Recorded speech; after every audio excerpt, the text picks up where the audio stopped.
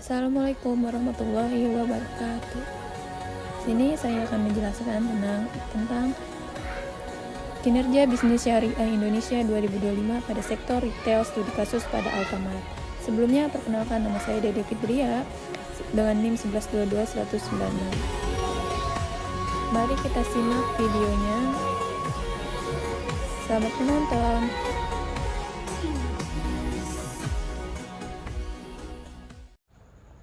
Bisnis syariah di Indonesia mengalami perkembangan pesat seiring meningkatnya kesadaran masyarakat terhadap prinsip ekonomi Islam.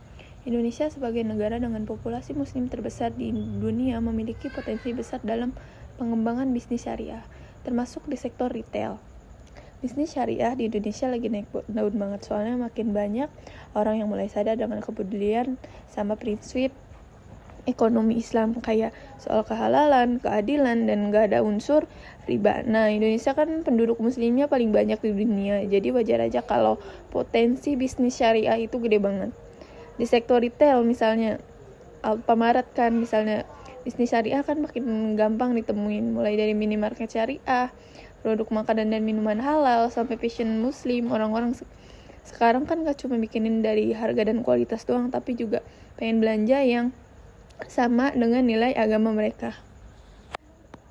Jadi intinya itu bisnis syariah di Indonesia punya masa depan cerah selama pelaku usaha bisa inovatif dan tetap pegang prinsip syariah.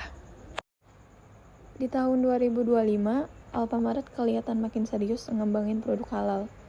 Mereka nggak cuma nambah jumlah produknya, tapi juga kerja bareng banyak produsen biar barang yang dijual untuk bersertifikat halal.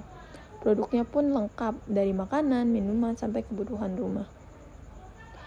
Dan yang bikin nyaman, Alfamart juga mulai misahin produk halal dan non-halal di toko.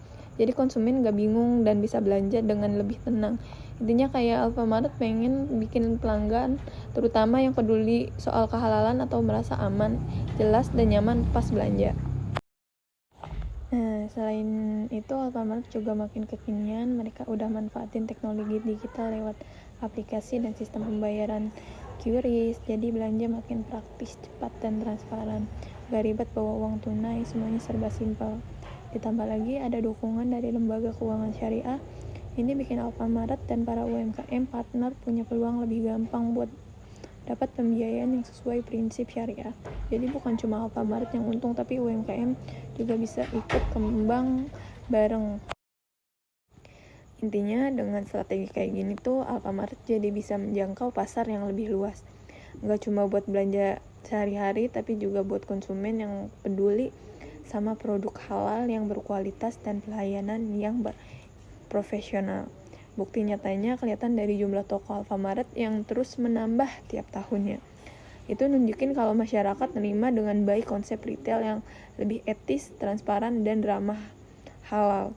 Jadi makin kesini Alfamart bukan cuma minimarket biasa, tapi juga tempat belanja yang bikin orang merasa aman dan nyaman. Mungkin segitu saja penjelasan dari saya. Kurang lebihnya mohon maaf. Wassalamualaikum warahmatullahi wabarakatuh.